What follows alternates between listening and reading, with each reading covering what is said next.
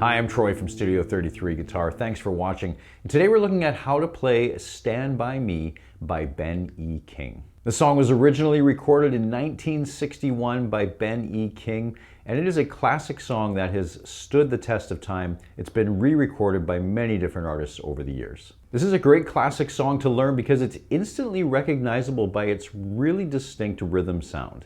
I'm going to show you a few different ways to play it. One of them is the more traditional way with bar chords, but then I'll also show you how to use a capo to make this song playable with just open chords, so you can avoid those bar chords. I'll also show you a few different strumming patterns that you can use to play this song, and some really important information about the rhythm technique to really get the sound of this song. This technique is often missed in lessons for this song, so make sure you stick around for that. And as always, you can download a free PDF of the chords and lyrics for the song from my website, studio33guitar.com. But for now, let's zoom in on the neck and have a look at how to play Stand By Me. Now this song is in the key of A, so we're going to start out with an A major chord.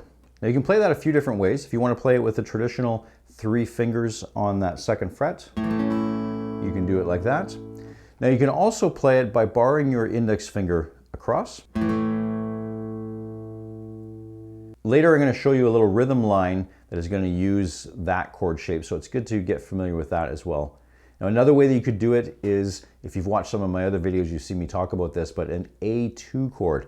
And for that one, it's like this A major chord with the 3 fingers, but instead we're going to leave the ring finger off. And that's going to give us this A2 chord that we can use as a substitution. Now after that A chord, we're going to go to an F sharp minor. So that's going to look like this. And that's our full 6-string F sharp minor bar chord. Now if you're more of a beginner and that bar chord is a little bit tricky, I'll show you a substitution that you could use. Now, I've taught this in some of my other videos as well, but if you start with an E major chord like this, that chord shape, if we move that up 2 frets and then bring our index finger back 1, that's going to give us an F sharp minor 7 chord.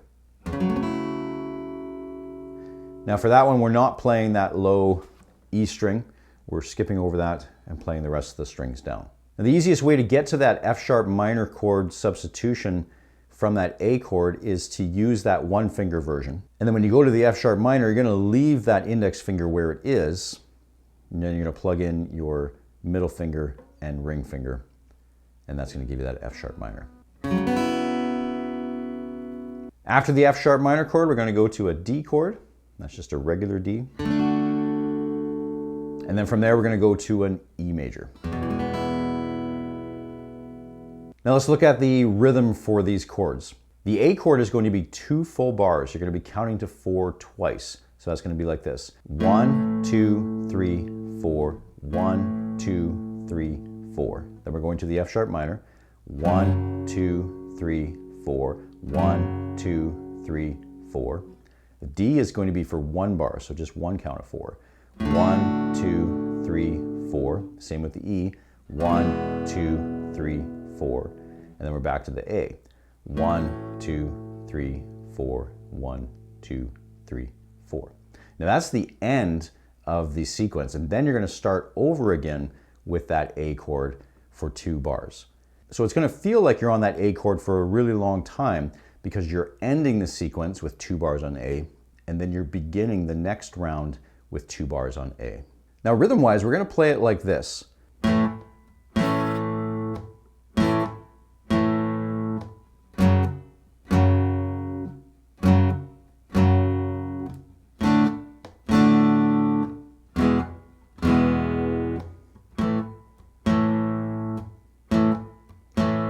Start over. So to get that sound and feel, we're needing to mute the chords in between our strums. And to do that, we're going to be using both hands together. We play the chord, and then we're going to come down with our palm of our strumming hand to deaden the strings. Now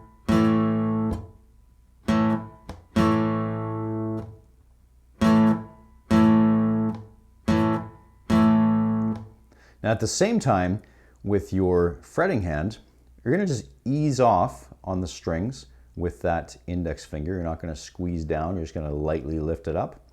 And then also put your other fingers on top of the strings just to rest there to make sure that none of them ring out. So together that would look like this.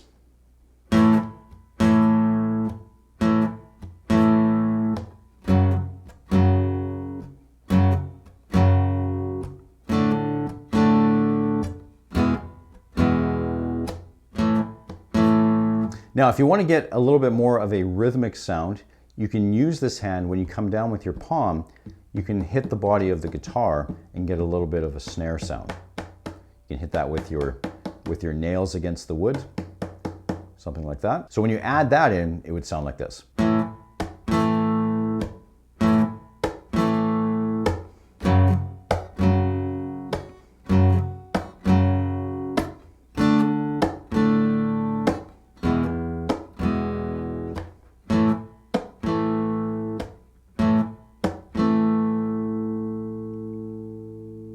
Now we can also make this sound a little bit more interesting by adding in some single notes that will replicate what the bass is doing in the original recording. And that's going to sound something like this.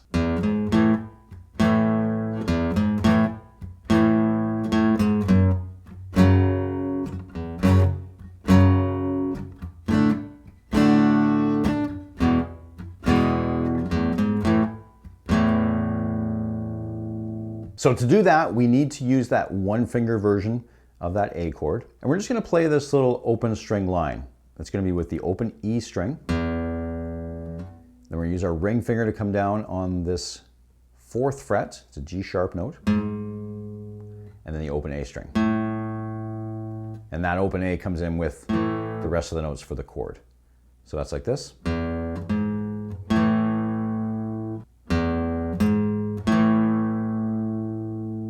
Now when we go to the F sharp chord right before that, we're going to play the open A, that same G sharp note, and then down to our F sharp for the chord.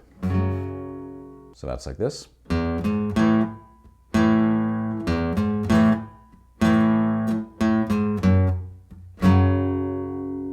Now when I play that, I give myself a little bit of extra time by playing the F sharp note first with my index finger and then getting my fingers into position for the chord.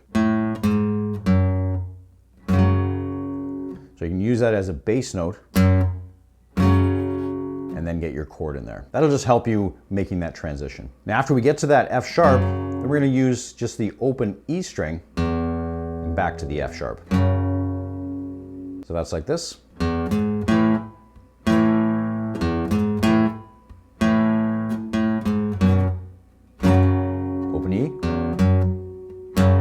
And then just the regular D and the regular E.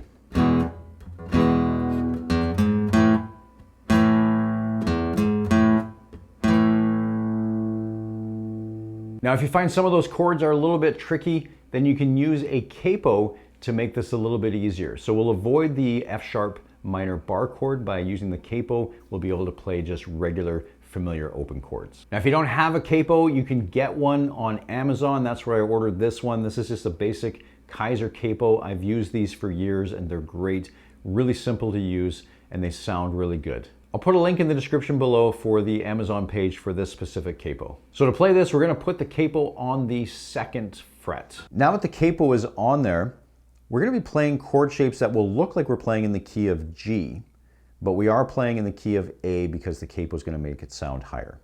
So our first chord is going to be this G chord like this. Now I'm going to call it a G chord because that's just easier, because those are the chord shapes that we're using, but just know in your mind that we are still playing in the key of A. So if you've watched some of my videos before, you'll know that I usually recommend playing the G chord, this 4-finger version where you have your ring finger and pinky up here. And especially for this song, it works out really well with some of the other chords. It makes the chord changes really easy. So we're going to start with that G chord, and we're going to play the same rhythm we were playing earlier. And using that technique where we're coming down with our strumming hand and then just easing off with these fingers.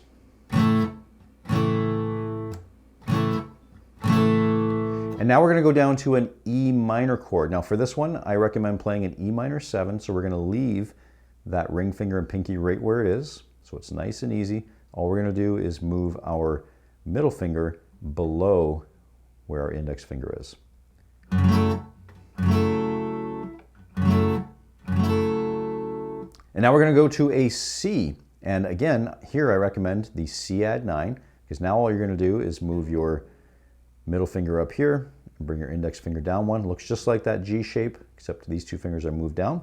And now we're going to go to a D chord, which is really simple because we already have our ring finger in place for that. And now back to the G. So all together that would sound like this.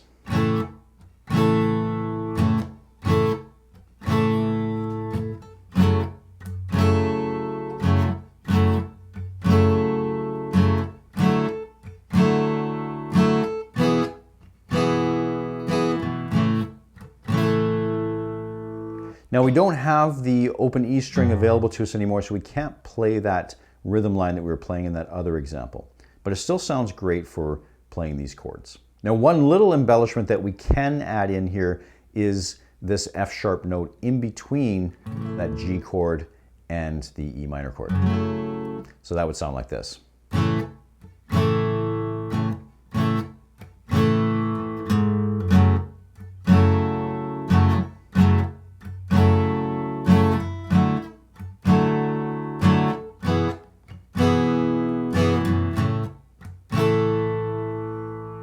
With the vocals, that would sound like this.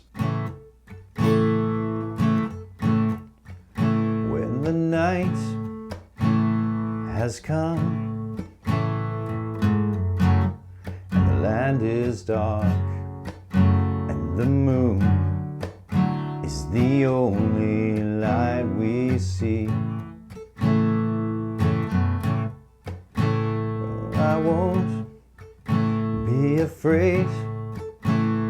So like I said, the tough part about this song is it's going to feel like you're on that one chord for a long time. But just make sure you're counting it out until you get comfortable with the rhythm, and you'll make sure that you're playing it the right amount of time. Now, if that strumming pattern is a little bit tricky for you to play and sing at the same time, you could also do more of a basic strum pattern. You know, the typical strum pattern of down, down, up, up, down, up. That'll work for this as well. When the night has come, land is dark, the moon is the only light I see.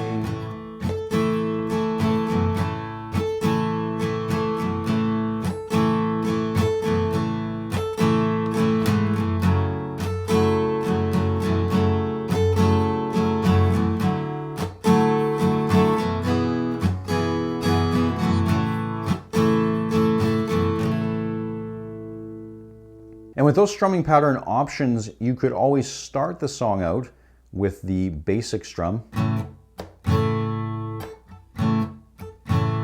And then later, if you wanted to build some intensity, make it a little bit stronger, you could get into more of that full strum. Now, another more rhythmic option for the strum would be something like this.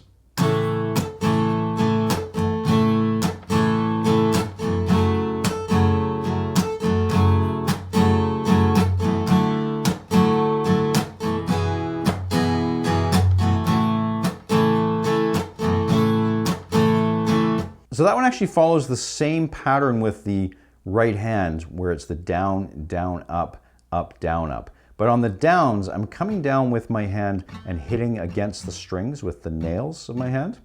I'm getting that kind of chuck sound.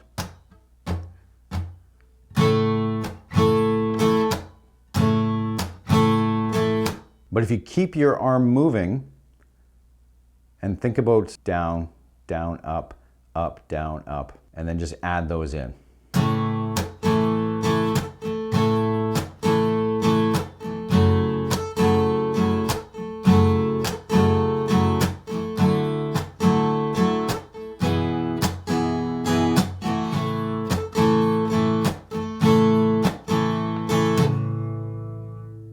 I hope you found this useful. If you did, then please hit the like button and subscribe to the channel. And if you want to learn more lessons like this, check out this playlist right here. Thanks for watching. We'll see you next time.